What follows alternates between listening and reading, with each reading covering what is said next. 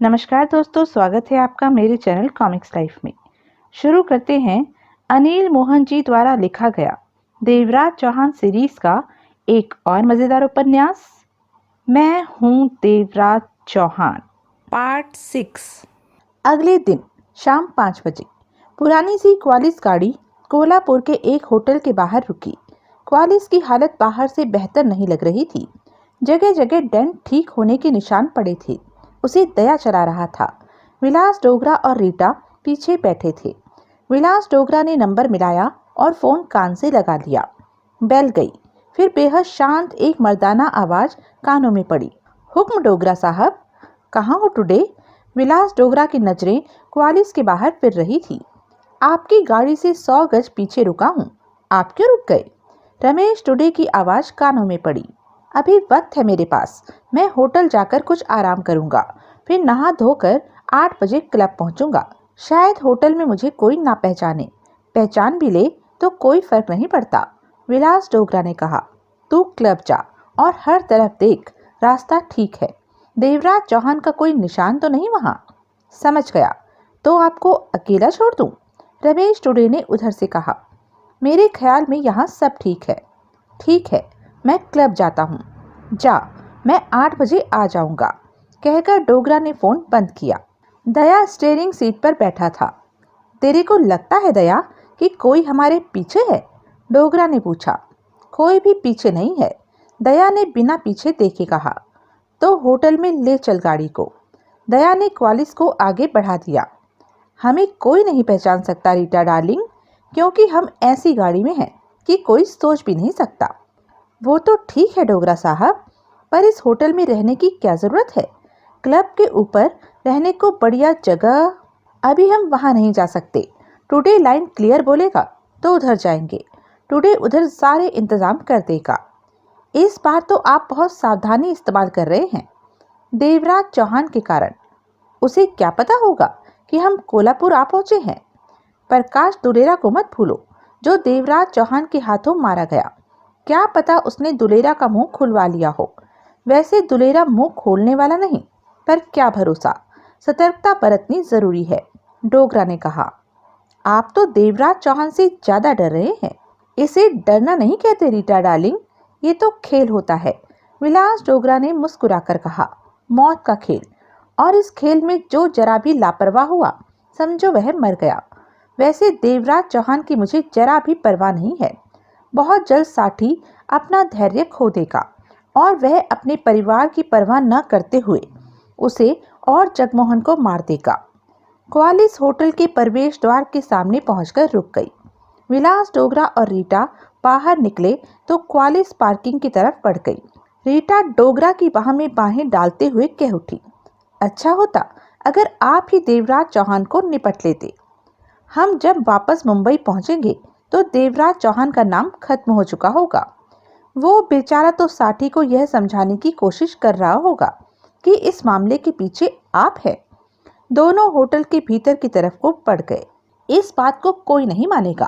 पूरबनाथ साठी को देवराज चौहान ने गोली मारी थी, गवाह है इस बात का। साठी मेरे बारे में कभी भी नहीं सोचेगा कि मैं इस मामले में हो सकता हूँ। विलास डोगरा मुस्कुराया। आप भी तो कमाल की चाल सोचते हैं डोगरा साहब। रीटा मुस्कुरा पड़ी। तू मेरे साथ रहती है रीटा डार्लिंग, मुझे एनर्जी मिलती है। मैं एकदम बढ़िया बातें सोच लेता हूँ। रीटा डार्लिंग, अगर तुम ना होती तो मेरा जाने क्या होता। तुमने ही तो मुझे संभाल रखा है। आपका भी जवाब नहीं। रीटा हंसी। मैं तो खुद आपके भरोसे हूँ। ये तो मेरा दिल ही जानता है कि तुम मेरे लिए क्या हो। कहते हुए डोगरा रिसेप्शन की तरफ बढ़ते हुए रुका और जेब से मोबाइल निकालकर नंबर मिलाया और फोन कान से लगा लिया। दूसरी तरफ बेल बजते ही देशमुख वागरे की आवाज कानों में पड़ी। हेलो देशमुख, डोगरा शांत स्वर में बोला। ओ डोगरा साहब, कोल्हापुर आ गए आप? वाघमरे को बोल देना कि मैं आ गया हूँ और उसी प्रोग्राम के अनुसार शाम को तुम्हारे पास होऊंगा।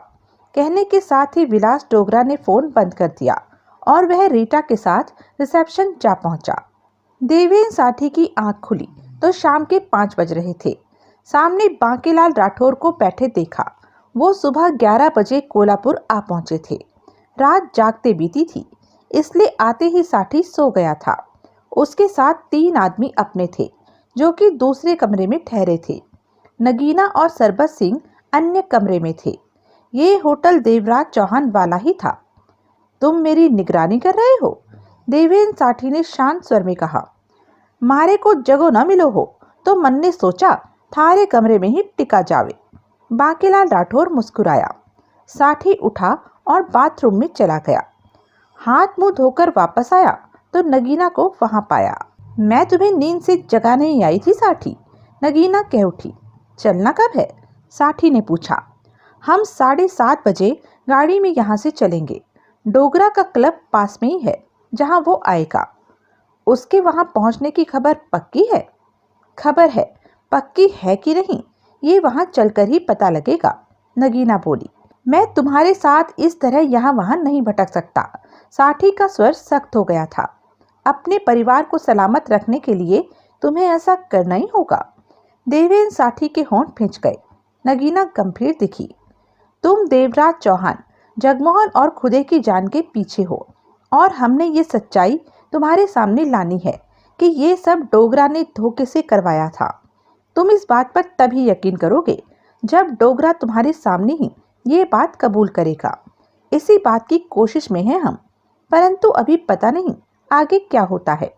ये भी तो हो सकता है कि विलास डोगरा की और तुम्हारी मुलाकात का इंतजाम न हो सके और डोगरा पहले ही मारा जाए।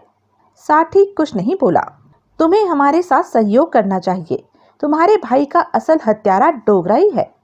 तुम्हारी इस बकवास पर मैं भरोसा नहीं करने। जब डोगरा तुम्हारे सामने कहेगा तो तुम भरोसा करोगे। देवराज चौहान ने मेरे भाई को गोली मारी थी, तो डोगरा कैसे? यही तो तुम्हें समझाना। साठी का फोन बजने लगा।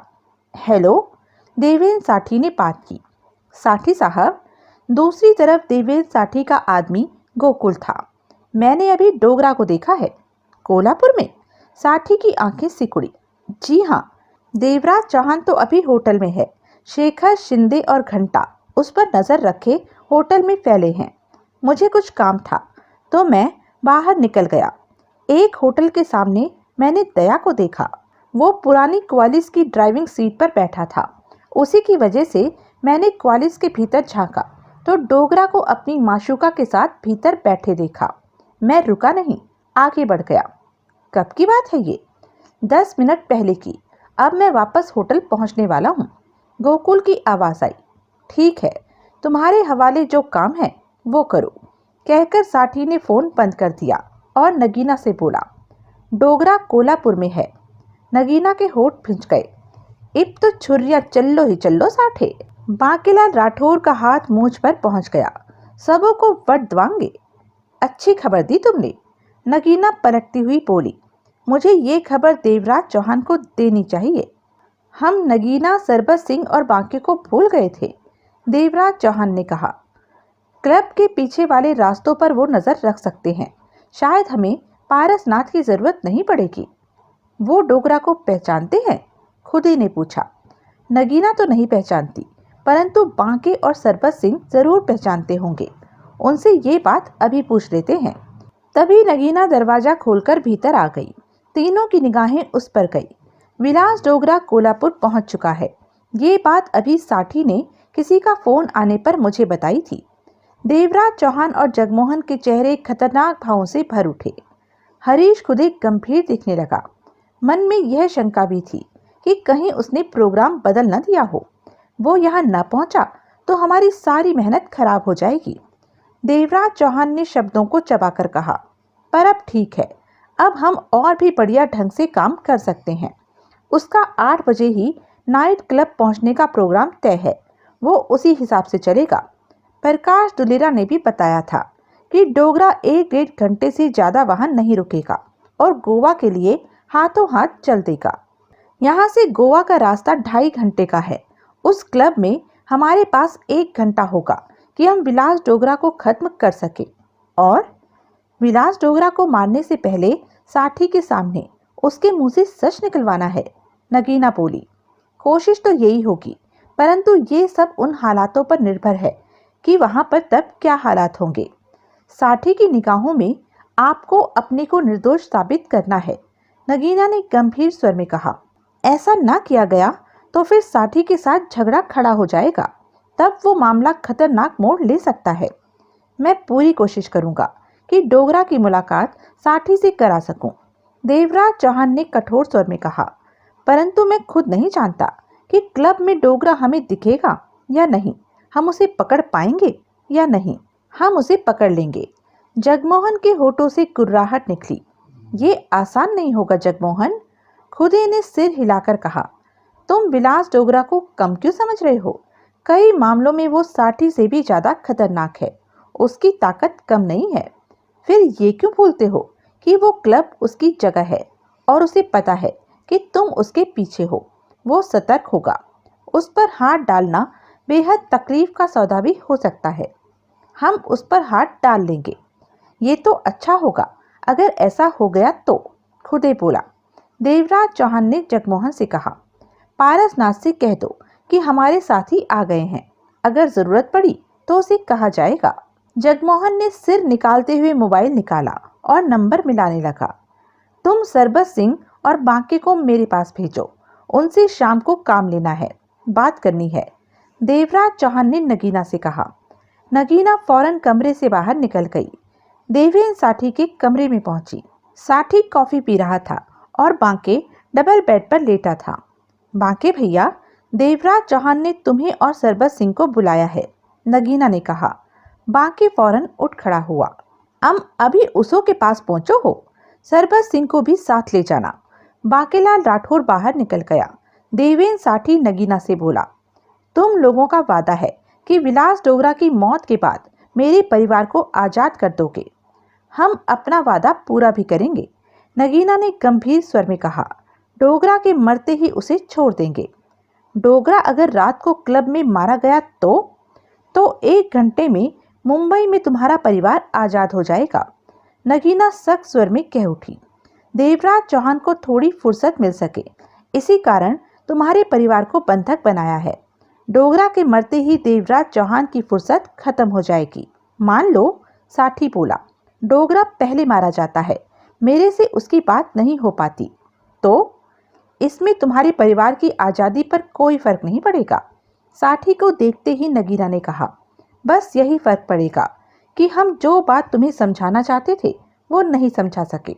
उसके बाद तुम देवराज चौहान से अपने भाई की मौत का बदला लेना चाहोगे और बचाव में देवराज चौहान तुम्हें खत्म कर देना चाहेगा कि ये मामला खत्म हो जाए। कठपुतली वाले नशे की बात तुम्हारी समझ में नहीं आ रही है, या तुम समझना नहीं चाहते। अगर तुम समझना चाहते हो तो मोना चौधरी की तरह काफी कुछ समझ चुके होते। साठी नगीना को देखता रहा, फिर बोला, अब मोना चौधरी पीछे न हटती तो तुम लोग क्या करते? उसे भी पीछे हटना पड़ता, नगीना ने सख्त स्वर में कहा। हम पारसनाथ और महाजन को बंधक बनाने जा रहे थे कि मोना चौधरी के कदमों को रोक सके, परंतु उससे पहले ही वो पीछे हट गई। मैंने पहले भी कहा है कि अगर डोगरा को खत्म करना है तो अपने परिवार की खातिर मैं उसे खत्म कर। हमें अपने काम करने आते हैं साठी, तुम्हें तकलीफ करने की कोई ज़रूरत नहीं, नगीना ने कहा। हम तुम्हें 2 दिनों से ये समझाने की चेष्टा कर रहे हैं कि तुम्हारे भाई की मौत का खेल डोगरा ने खेला था। तुम क्या समझते हो कि हम तुम्हें यह बात इसलिए समझा रहे हैं कि हमें तुम्हारा डर है? ऐसा तुम सोचते हो तो ये तुम्हारी भूल है। हम तो इस मामले को संभालने की चेष्टा कर रहे हैं। मेरे भाई को देवराज चौहान ने गोली मारी थी, देवेन साठी कुर्रा उठा। इसी लकीर को पीटते रहोगे तो बात तुम्हारी समझ में नहीं आएगी, नगीना शांत स्वर में कह उठी। अगर मामला इसी तरह बिगड़ा रहा तो वक्त आने पर तुम पछताओगे कि हमारे लाख कहने पर भी तुमने सच को नहीं समझा। मेरे भाई का हत्यारा देवराज चौहान है, साठी सख्त स्वर में कह उठा। ऐसा ही सही, बाकी आने वाला वक्त बताएगा कि क्या होता है, नगीना ने कहा और कमरे से बाहर निकल गई। शाम के 8:30 बज रहे थे। अंधेरा घिर चुका था, परंतु वातावरण में अभी भी गर्मी मौजूद थी। पसीना रह रहकर बह रहा था। हवा ना के बराबर चल रही थी, परंतु स्टार नाइट क्लब के भीतर एसी की ऐसी ठंडक मौजूद थी कि वहां आ जाने के बाद महसूस ही नहीं होता था कि बाहर गर्मी हो सकती है। क्लब की रौनक रोज की तरह उफान पर थी। कोई नहीं जानता था कि शायद आज क्लब में रंग में भंग पड़ जाए। बांकेलाल राठौर और सरबत सिंह क्लब के पीछे के उन रास्तों पर नजर रख रहे थे जो कि वर्करों के काम में आते थे। एक तरफ के दरवाजे पर बांकेलाल राठौर जमा हुआ था तो दूसरे पर सरबत सिंह निगाह रख रहा था। क्लब के सामने के दरवाजे पर हरीश खुदे नजर रखे था। नीचे पार्किंग में खड़ी एक कार में देवेंद्र साठी बैठा था और नगीना कार से टेक लगाए बाहर खड़ी थी। विलास डोगरा से मुलाकात कराने का मौका अगर मिलता तो उन्हें देवराज चौहान का फोन आ जाना था कि आ जाओ। वो उस फोन के इंतजार में थे। देवराज चौहान और जगमोहन क्लब के भीतर थे। देवराज चौहान लाउंज में मौजूद था और क्लब में आने वाले लोगों पर नजर टिकाए बैठा था, जबकि जगमोहन क्लब के भीतर इधर उधर घूमता हर तरफ नजर रखे हुए था। सारा काम गुपचुप ढंग से चल रहा था, परंतु देवराज चौहान और जगमोहन की निगाहें भांप चुकी थी कि आज क्लब में कल जैसा माहौल नहीं है।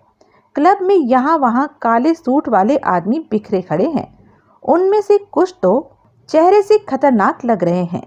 क्लब की तरफ से पूरे इंतजाम किए गए थे कि डोगरा के आने पर अगर किसी भी तरह की गड़बड़ होती है तो फिर उसे संभाला जा सके।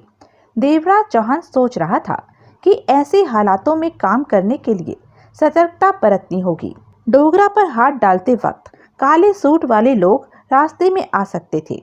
तभी उसे जगमोहन अपनी तरफ आता दिखाई दिया और वो पास आकर बैठ गया। पूरे क्लब में करीब 20 आदमी यहाँ वहाँ काले सूटों में खड़े हैं। जगमोहन बोला, वो हथियारबंद हैं। उन्हें खास तौर से आज के लिए पहरे पर खड़ा किया गया है। वो हमारे लिए अड़चने पैदा कर सकते हैं। डोगरा दिख गया तो हमें हर हाल में काम निपटाना है। देवराज चौहान प्रवेश द्वार पर नजर रखे हुए बोला, उसकी साठी के साथ हम मुलाकात करा पाएंगे या नहीं पता नहीं, ये तो आने वाले वक्त पर निर्भर है। 8 बजे का वक्त था, 8:30 हो चुके हैं। जगमोहन ने नजरें दौड़ाते हुए कहा, वो आने ही वाला होगा, तुम सतर्क रहो। जगमोहन वहां से उठकर क्लब के भीतर की तरफ बढ़ गया। देवराज चौहान की निगाहें प्रवेश द्वार पर थी। 10 मिनट और बीत गए थे। तभी कोई देवराज चौहान के करीब सोफे पर आ बैठा। देवराज चौहान ने पल भर के लिए सिर घुमाकर उसे देखा। वो उसके लिए अजनबी था, परंतु वो रमेश टुडे था। देवराज चौहान ने वापस सिर घुमा लिया। पास बैठा व्यक्ति उसके दिमाग से निकल चुका था कि मिनट भर भी नहीं बीता था कि और कमर में रिवॉल्वर की नाल लगी पाकर वह चौंक उठा। देवराज चौहान ने फौरन सिर घुमाकर रमेश टुडे को देखा। कौन हो तुम? रमेश टुडे का स्वर बेहद धीमा था। देवराज चौहान ने उसकी आंखों में छाए खतरनाक भाव को पहचाना। होंठ भींच गए उसके। कौन हो तुम? रमेश टुडे ने पुनः अपना सवाल दोहराया। मैं हूं देवराज चौहान। देवराज चौहान के होठों से मध्यम सी गुर्राहट निकली। मेरा भी यही ख्याल था कि तू देवराज चौहान ही है। पता नहीं कब कहाँ कैसे देखा होगा तुझे, या तेरी तस्वीर कभी देखी होगी। मेरा काम ही ऐसा है कि मुझे जानी मानी हस्तियों के चेहरे याद रखने पड़ते हैं कि पता नहीं कब किसकी ज़रूरत पड़ जाए, जैसे कि अब तेरी पड़ गई। मुझे तो नहीं जानता होगा तू। देवराज चौहान होठ भींचे बैठा रहा। कमर में रिवॉल्वर की नाल चुभ रही थी। रमेश टुडे हूँ मैं। विलास डोगरा मुझे तब अपने पास रखता है जब वो खुद को मुसीबत में महसूस करता है। तूने तो डोगरा की नींद हराम कर दी। उसके काफ़ी आदमियों को मारा, बहुत नुकसान पहुंचाया है उसे। उस हरामजादे ने मेरी मौत का सामान इकट्ठा कर, उसकी मुझे परवाह नहीं कि डोगरा ने क्या किया। वो तो ऐसे ही काम करता रहता है और जब कि काम बिगड़ जाए तो उसे मैं ही संभालता हूँ। हैरानी है कि तुम मेरे बारे में कुछ नहीं जानता। चाहता क्या है तू? देवराज चौहान कुर्राया। तू डोगरा के इंतजार में है ना? तो यहाँ कुछ घुटन सी महसूस हो रही है। डकैती मास्टर देवराज चौहान जी, रमेश टुडे सर स्वर में बोला। एसी की ठंडक मुझे रास नहीं आ रही है, जरा बाहर की हवा खाकर मजा ले लें। उठ। देवराज चौहान के होठों से गुर्राहट निकली। वैसे मुझे यहाँ भी गोली मारने में ऐतराज नहीं, आगे तेरी मर्जी। टुडे की आवाज में दरिंदगी भरी पड़ी थी। देवराज चौहान उठ खड़ा हुआ। उसने जगमोहन की तलाश में नजरें घुमाई, परंतु वो कहीं नहीं दिखा। ये नाजुक वक्त था। इस वक्त को वो बर्बाद नहीं होने देना चाहता था, परंतु अब किया भी क्या जा सकता था। रिवॉल्वर उससे सटी थी और इस खतरनाक आदमी के इरादों को वो भांप चुका था।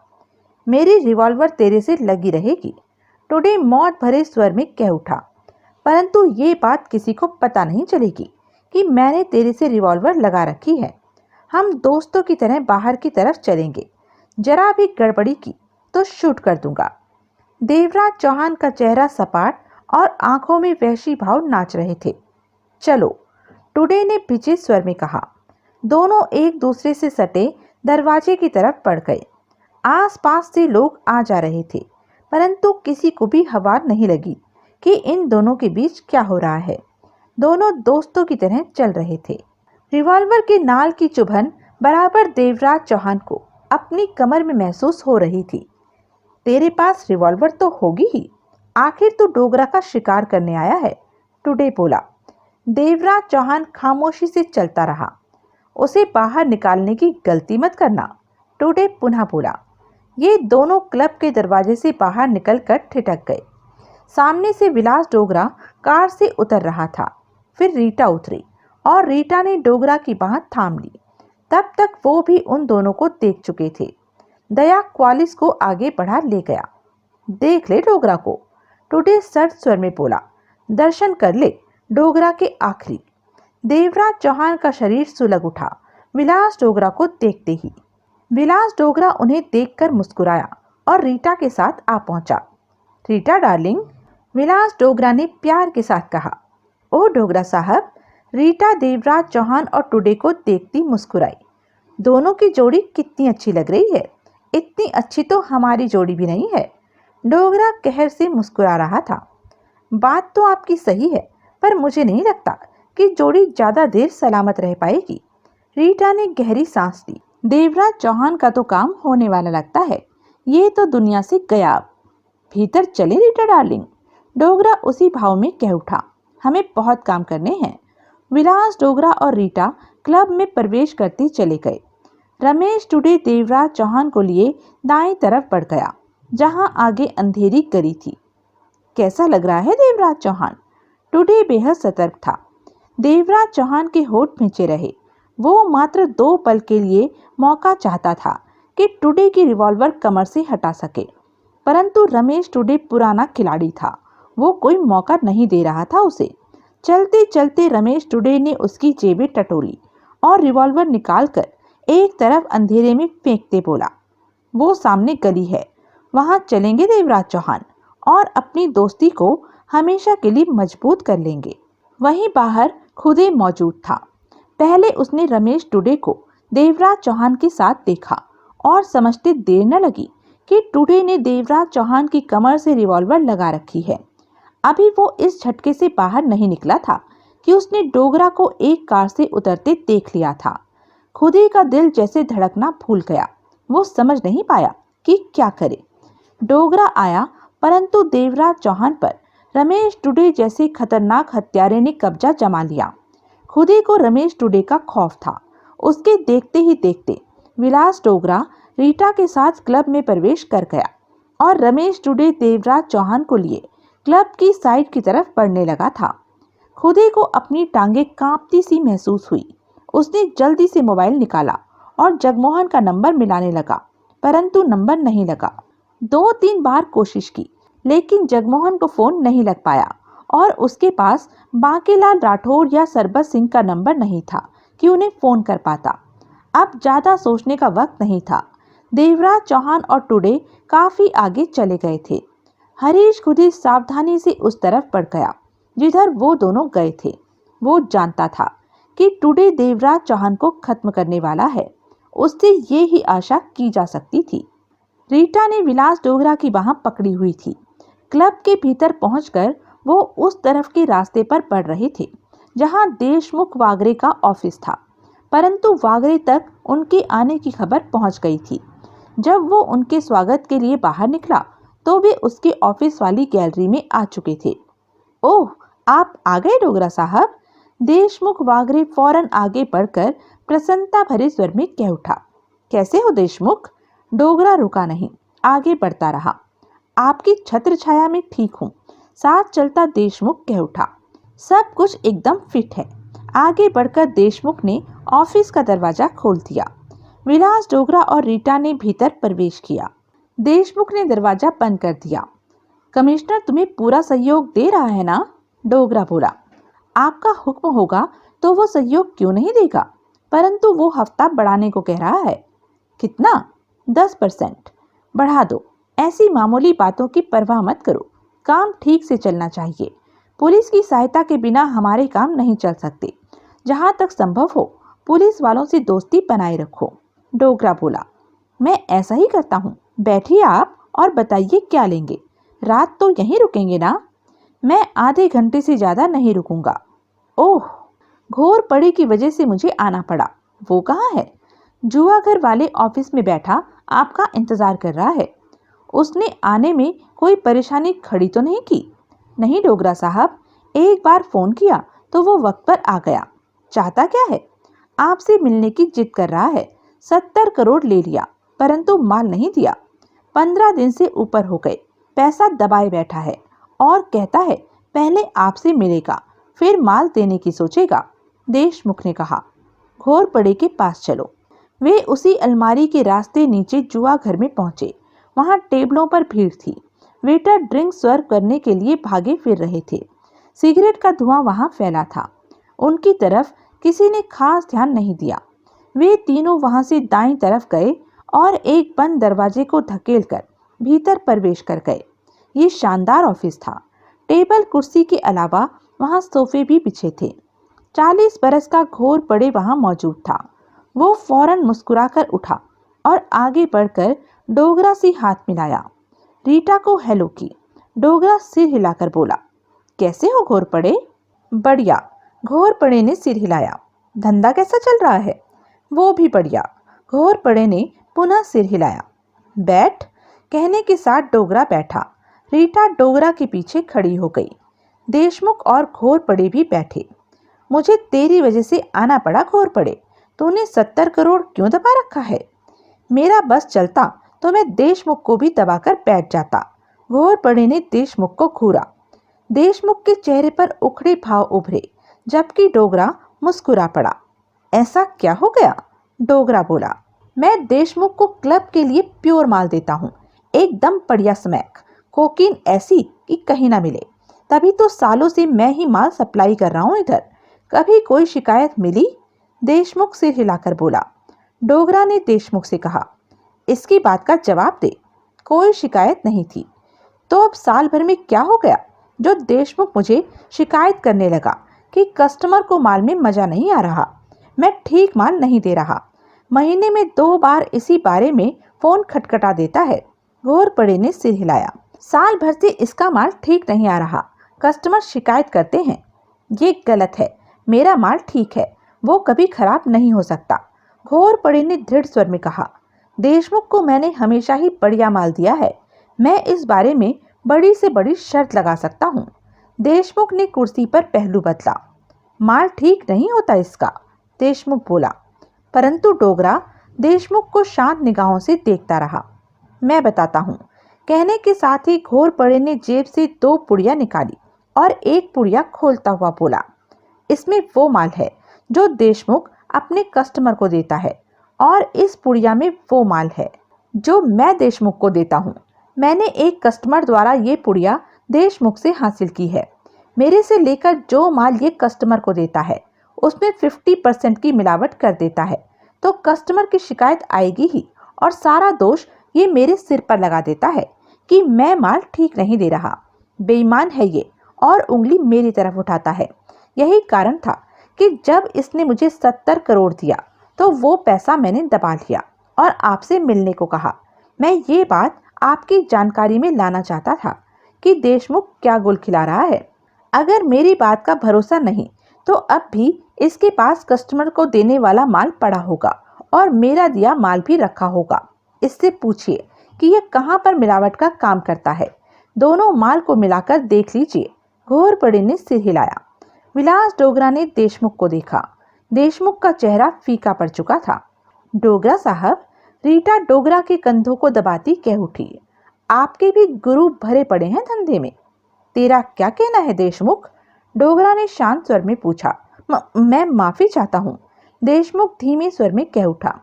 दिल से माफी मांगता है? डोगरा बोला। जी। ड्रग्स में कब से मिलावट कर रहा है? विलास डोगरा का स्वर शांत था। 4 साल से। देशमुख का सिर झुका हुआ था। वो व्याकुल दिख रहा था। कितना कमाया? 3-4 करोड़। वो सब तेरे को मेरे हवाले करना होगा। कर दूंगा, मेरा ऐसा कोई इरादा नहीं था, पता नहीं कैसे हो गया। देशमुख कह उठा। कोई बात नहीं, गलती हम इंसानों से ही होती है। डोगरा मुस्कुराया। 4 करोड़ कब देगा? 24 घंटे दे दीजिए मुझे। परसों 12 बजे का वक्त ठीक रहेगा? डोगरा ने पूछा। जी, परसों 12 बजे मैं 4 करोड़ तैयार रखूंगा डोगरा साहब। देशमुख कह उठा। विनय खरड़ तेरे पास पैसा लेने आएगा, उसे दे देना। जी, आपने मुझे माफ कर दिया डोगरा साहब। देशमुख हाथ जोड़कर कह उठा। डोगरा मुस्कुराया और कंधे पर पड़े रीटा के हाथ पर हाथ रखकर कहा, रीटा डार्लिंग। जी डोगरा साहब। रीटा प्यार से कह उठी। मैं नाराज हुआ देशमुख पर?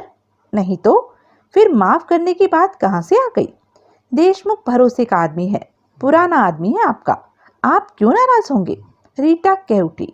सुना देशमुख, आपका दिल कितना बड़ा है डोगरा साहब। देशमुख सूखे होठों पर जीभ फेर कर कह उठा। मैं कभी भी आपको शिकायत का मौका नहीं दूंगा। ये भूल जाने कैसे मुझसे हो गई, मुझे ऐसा नहीं करना चाहिए था। तुम 4 सालों से ड्रग्स में मिलावट करके बेच रहे हो। रीटा कह उठी। इतने लंबे वक्त तक की गई बात को भूल तो नहीं कहा जा सकता। तुम कहते हो कि 4 सालों में 4 करोड़ कमाया, जबकि ये आंकड़ा 30 के पार होना चाहिए। देशमुख के चेहरे का रंग पीला पड़ गया। डोगरा की निगाह देशमुख पर थी। घोरपड़े शांत बैठा था। वक्त है अभी तेरे पास देशमुख, डोगरा बोला। तेरे को सच बात कह देनी चाहिए। कितना कमाया? याद नहीं, शायद 25 करोड़।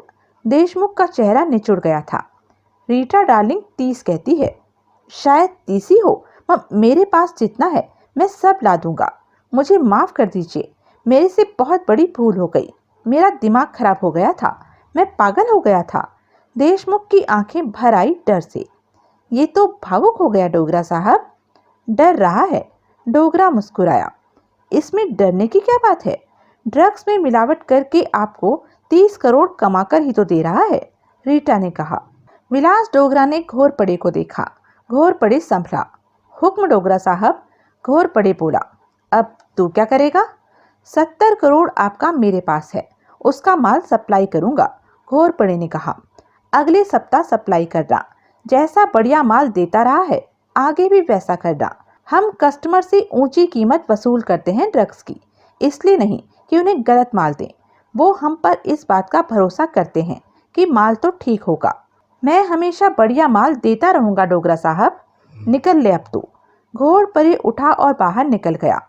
विनय खरड़ परसों 12 बजे आएगा। हेरा फेरी से कमाया माल उसके हवाले कर देना। जी। डोगरा उठा तो देशमुख भी फौरन खड़ा हो गया। दोबारा कभी गड़बड़ करने की सोचना भी मत, मौके बार बार नहीं मिलते।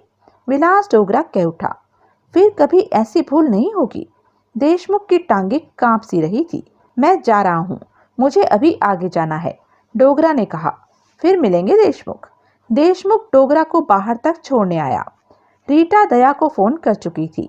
दया क्वालिस लेकर बाहर मौजूद था। वो दोनों भीतर बैठे तो क्वालिस चल पड़ी। डोगरा ने सिगरेट सुलगाई और कहा, रीटा डार्लिंग। खरड़ को फोन लगा। रीटा ने फोन लगाया और विलास डोगरा को दे दिया। हेलो। डोगरा के कानों में मर्द की बारी आवाज पड़ी। खरड़। हुक्म डोगरा साहब। तेरे को परसों 12 बजे कोलापुर के नाइट क्लब में पहुंचना है। वहां देशमुख तेरे को 25-30 करोड़ की रकम देगा। वो रकम लेने के बाद तूने देशमुख को क्लब से दूर ले जाना है और उसे मार देना है। देखने पर उसकी लाश ऐसे लगे कि वो एक्सीडेंट में मारा गया है, हत्या नहीं लगनी चाहिए, समझा? खरड़ की आवाज आई। परसों दिन के 12 या रात के 12 पहुंचना है? दिन के 12। ये काम निपटा कर तू क्लब का मैनेजर बन जाना, बाकी सब मैं ठीक कर दूंगा। समझ गया। परसों शाम में तुझे फोन करूंगा तेरा हाल पूछने के लिए, कहकर डोगरा ने फोन बंद किया और कस लिया। डोगरा साहब, लोग बेईमान क्यों हो जाते हैं? बरसों की वफादारी क्यों एक तरफ रख देते हैं? रीटा कह उठी।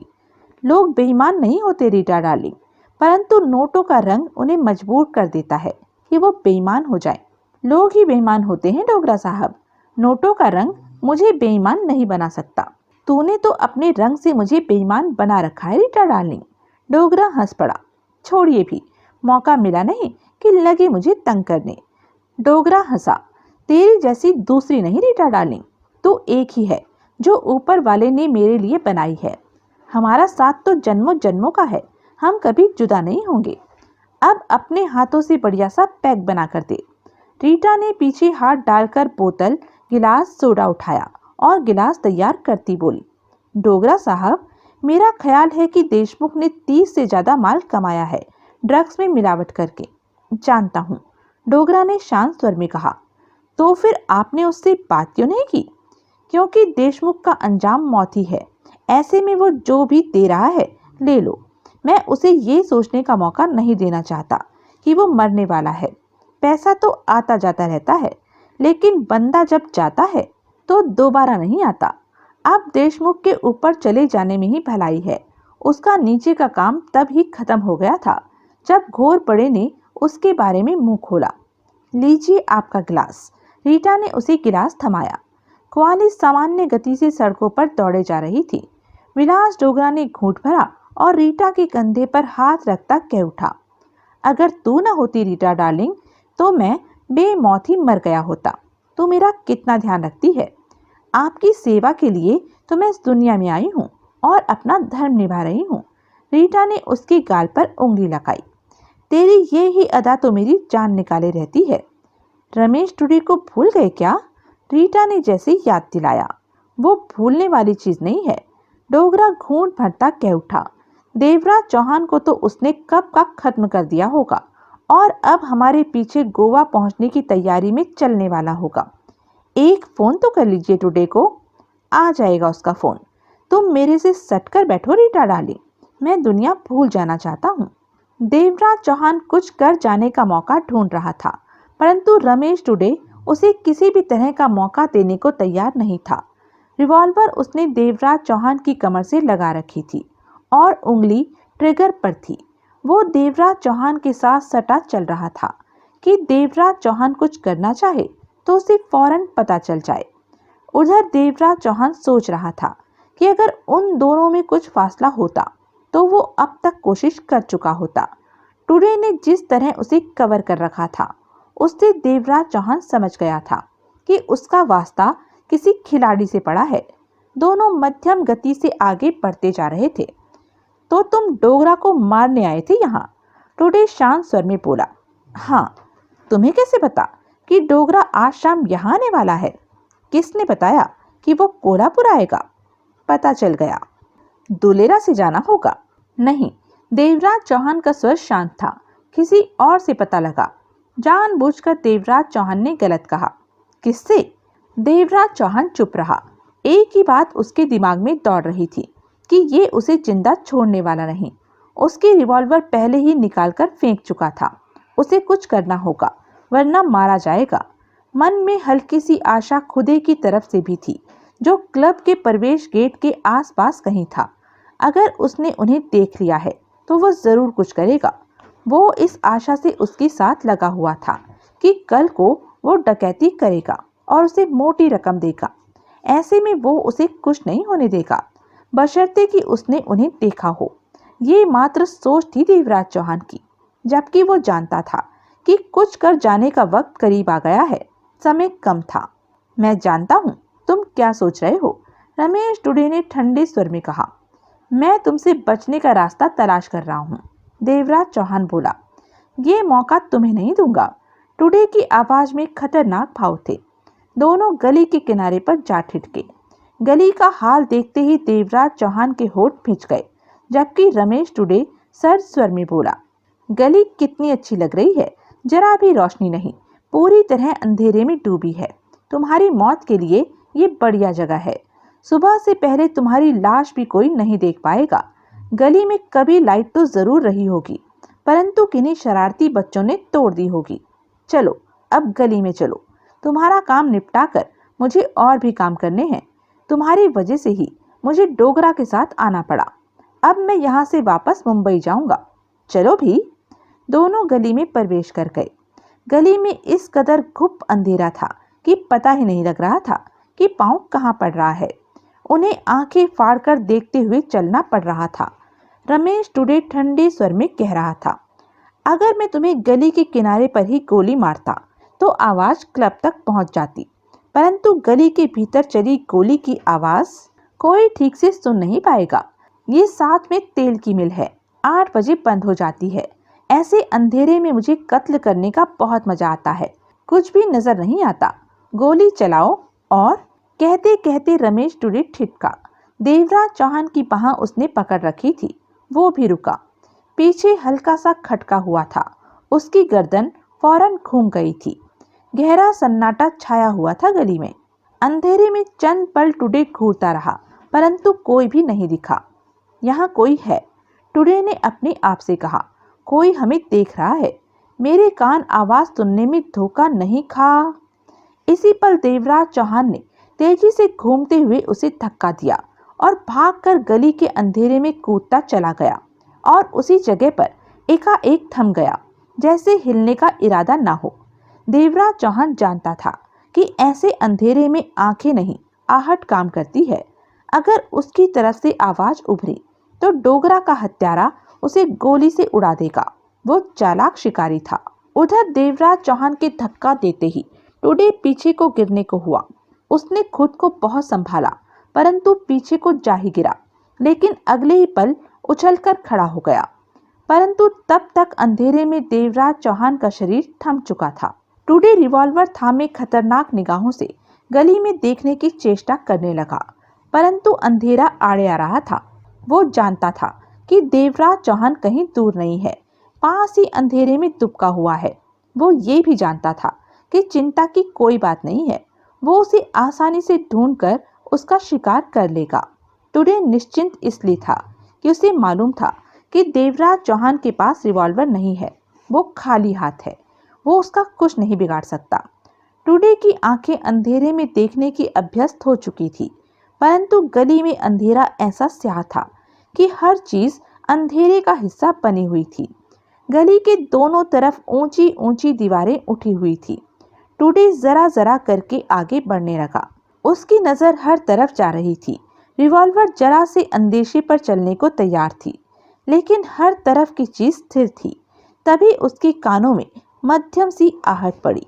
टुडे ठिठक कर गर्दन घुमाकर पीछे देखने लगा। अंधेरे से गहरी गली में कुछ न दिखा। पीछे कोई है, टुडे ने मन में कहा। इसी का ही कोई साथी होगा, उसके पास हथियार हो सकता है। ये तो मेरे लिए फंसने वाली बात हो गई। दोनों मुझ पर झपट पड़े तो मैं कुछ नहीं कर सकूंगा। टुडे पुनः धीमे धीमे जरा जरा आगे बढ़ने लगा। उसे आशा थी कि देवराज चौहान जरा सा हिलेगा, कहीं से आहट उभरेगी, परंतु कुछ नहीं हुआ ऐसा। 2 पल ही बीते होंगे कि पीछे से बेहद स्पष्ट आहट उसके कानों में पड़ी। उसने घूमना चाहा, तभी उसकी पीठ पर पूरे साइज की ईंट आकर लगी। वो ईंट खुदे ने फेंकी थी। गली के फर्श के किनारे लेटे खुदे के हाथ ईंट लग गई थी। वो तो गोली चलाना चाहता था, परंतु उसे स्पष्ट रूप से कुछ नहीं पता था कि देवराज चौहान कहाँ है, कहीं उसे गोली न लग जाए। परंतु ये बात तो वो पक्की तरह जानता था कि वो अंधेरे में खड़ा था, जरा जरा उसे दिख रहा था। वो रमेश टुडे ही है। वो भारी ईंट काफी तेजी से टुडे की पीठ से टकराई थी। रमेश टुडे के होठों से कराह निकली और भयंकर पीड़ा की वजह से रिवॉल्वर उसके हाथ की उंगलियों से निकलकर छिटकी और अंधेरे में कहीं गुम हो गई। वो पीड़ा फौरन ही काबू में आती चली गई, लेकिन रिवॉल्वर हाथ से जा चुकी थी। ऐसा होते ही उसे लगा वो घिर गया है। आगे कहीं देवराज चौहान था और उसके पीछे उसका कोई साथी। उसी पल अंधेरे में नीचे पड़ा देवराज चौहान का शरीर हिला और चीते की तरह टुडे पर छलांग लगा दी। देवराज चौहान उसे साथ लेता नीचे गली में जा गिरा। टुडे के होठों से चीख निकली। दोनों अंधेरे में गुत्थम गुत्था हो गए। ये महसूस करके हरीश खुदे अपनी जगह से उठा और 2 कदम आगे बढ़ गया। अभी उनके और खुदे के बीच 6 कदमों का फासला था। अंधेरे में खुदे को समझ नहीं आ रहा था कि कौन भारी पड़ रहा है, कौन हल्का है। वो मात्र एक छोटे से ढेर को हिलते देख रहा था और उनकी हाथापाई की मध्यम सी आवाजें उभर रही थी। उसी पल वो कह उठा, देवराज चौहान, मैं हूं, तुम घबराना मत, इसको मार दो, ये खतरनाक है, मैं इसे जानता हूं। खुदे रिवॉल्वर थामे अंधे दर्शक की भांति सतर्क सा खड़ा रहा। तभी खुदे ने एक के शरीर को 2 कदम दूर गिरते देखा। अब वो दोनों अलग अलग थे, परंतु खुदे नहीं जानता था कि कौन है देवराज चौहान और कौन रमेश टुडे। ये पता करने का उसे वक्त भी नहीं मिला और दोनों के पुनः खतरनाक अंदाज में टकरा जाने का एहसास हुआ और उनकी गुर्राहटें वहां गूंजने लगी। तभी देवराज चौहान की करहा खुदे के कानों में पड़ी। अगले पल रमेश टुडे चीखा, परंतु वे दोनों जैसे एक दूसरे को मार देना चाहते हों, इस तरह वे गुत्थम गुत्था हुए पड़े थे। अंधेरा हरीश खुदे के लिए गोली चलाने के लिए दीवार बनकर खड़ा था। वो ऐसा कुछ नहीं करना चाहता था कि देवराज चौहान की जान को खतरा हो। उसकी चलाई गोली कहीं देवराज चौहान को लग जाए। उसी समय किसी की तीव्र करहा गूंजी। खुदे को लगा वो देवराज चौहान की चीख थी, परंतु उसे पक्का यकीन नहीं था। रिवॉल्वर थामे वो अंधेरे में यूं ही खड़ा था कि उसके कानों में ऐसी आवाजें पड़ी जैसे 2 सांड आपस में टकरा गए हों। उठने वाली आवाजों में डरावना तूफान था जैसे। खुदे का मन चाहा कि आगे बढ़कर बीच में दखल दे दे, परंतु इस गहन अंधेरे में वो कोई खतरा मोल नहीं लेना चाहता था। वो नहीं चाहता था कि रमेश टुडे अंधेरा का फायदा उठाकर उसकी रिवॉल्वर झपट ले और उन दोनों को शूट कर दे। तभी खुदे ने किसी एक को देखा जो तेजी से गली में लुढ़कता चला गया था। दूसरा एकाएक गली के दूसरी तरफ भागने लगा था। खुदे 2 पलों के लिए हक्का पक्का रह गया। उसी वक्त नीचे गिरने वाला जल्दी से उठा और बोला, उसे गोली मार। ये आवाज देवराज चौहान की थी। वो भाग रहा है।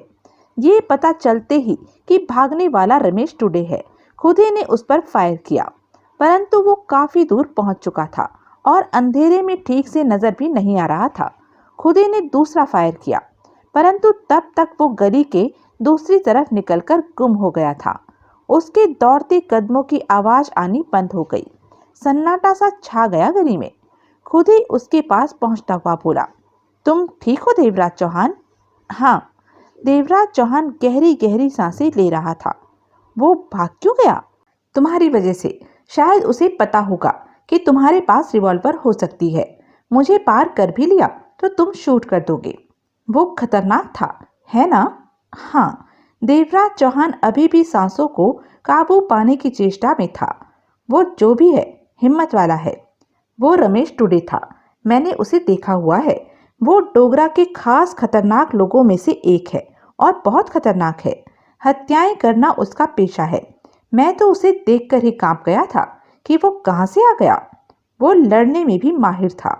उसके पास रिवॉल्वर हो तो फिर वो किसी के काबू में नहीं आता, परंतु मेरे ईंट मारने से उसके हाथ से रिवॉल्वर गिर गई। अपनी रिवॉल्वर मुझे दो और तुम क्लब में जाओ। डोगरा क्लब में ही होगा। जगमोहन को साथ लो और डोगरा को खत्म करो। बांके और सरबत को भी बेशक साथ में ले लेना। देवराज चौहान ने कहा, तुम नहीं चलोगे? मेरी हालत क्लब में प्रवेश करने वाली नहीं रही। जख्मी हो क्या? तुम जाओ। रिवॉल्वर मेरे ही पास रहने दो। क्लब में जरूरत पड़ सकती है। तुम्हारी रिवॉल्वर कहाँ है? मेरी रिवॉल्वर? ठीक है, मैं उसे तलाश करने की कोशिश करता हूँ। देवराज चौहान ने कहा, तुम फौरन जाओ। हरीश खुदे पलटकर तेजी से गली के बाहर की तरफ बढ़ गया।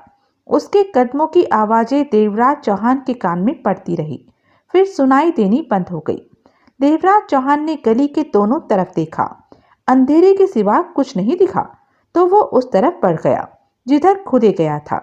गली के बाहर पहुंचा तो इधर उधर की रोशनियां दिखाई देने लगी।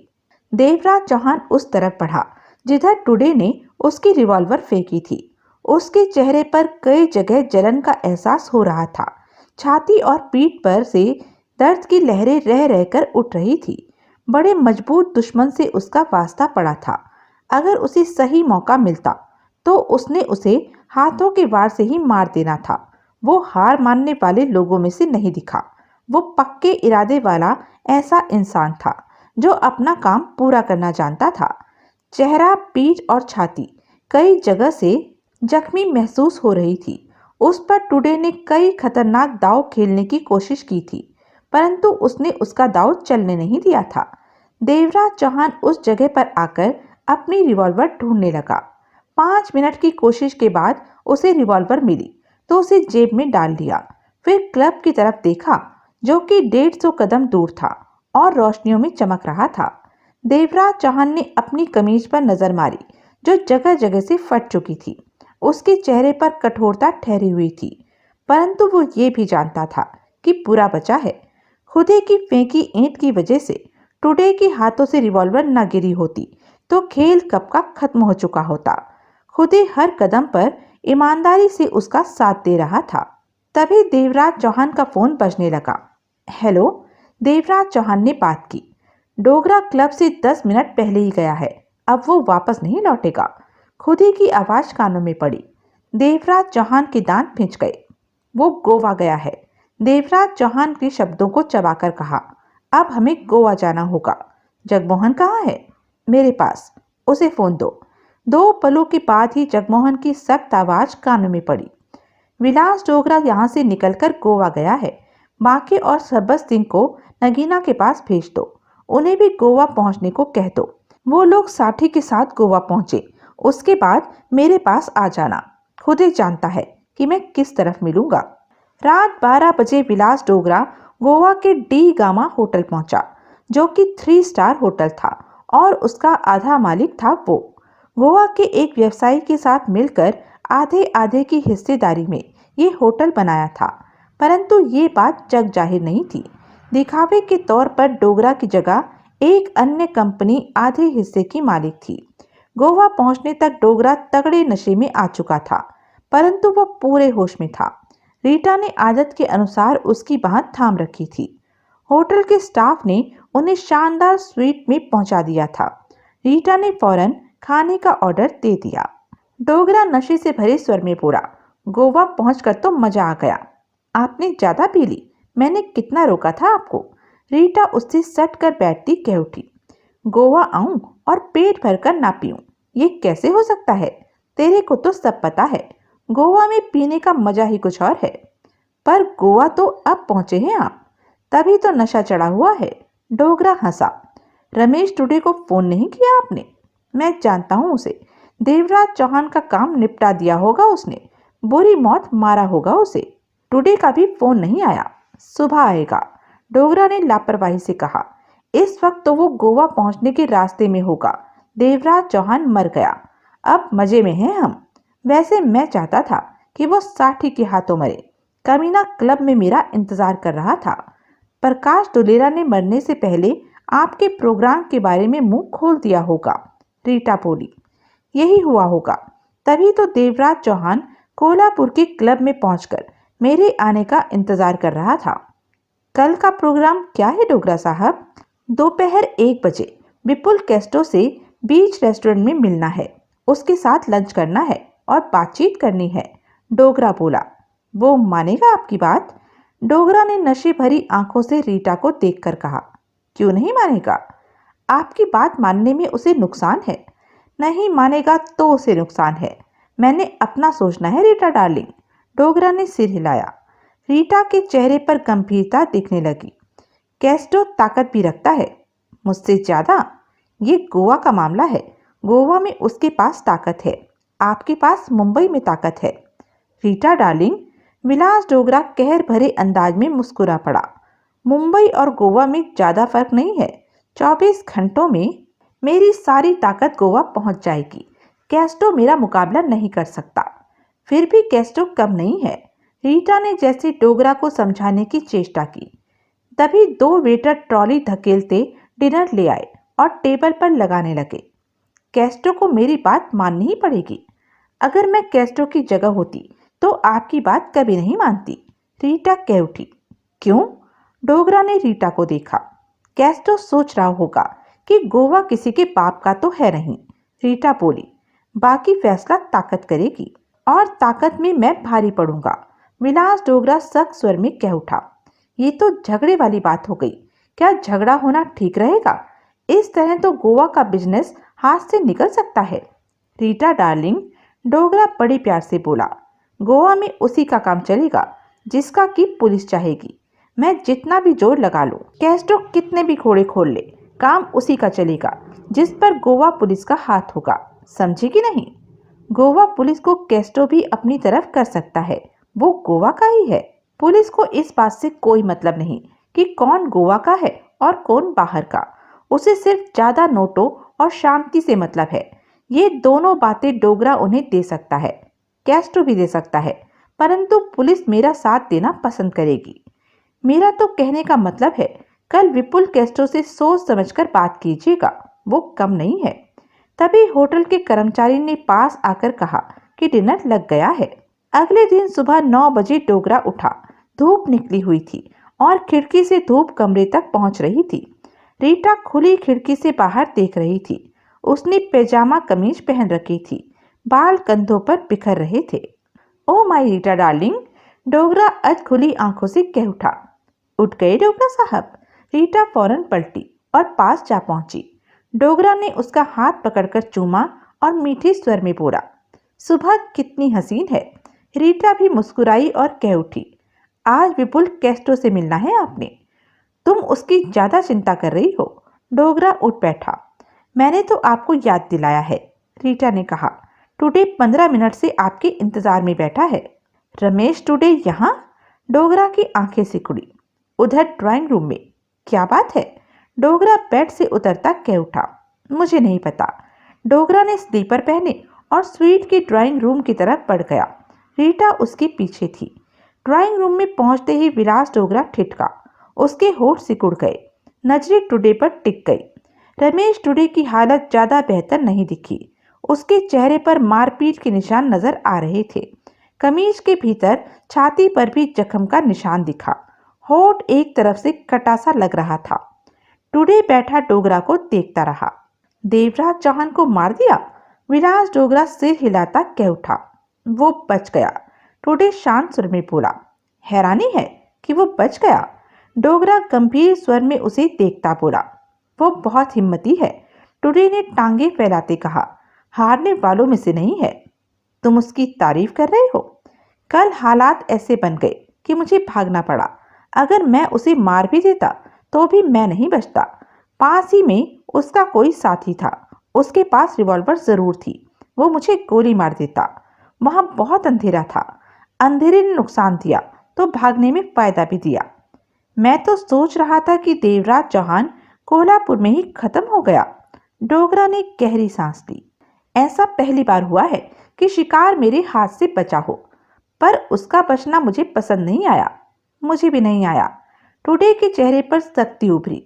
लेकिन अब वो गोवा में है। कैसे पता? कोल्हापुर के क्लब में वो ठीक वक्त पर इसलिए पहुंच गया कि उसने दुलेरा का मुंह खुलवाकर उससे आपके प्रोग्राम के बारे में जान लिया था।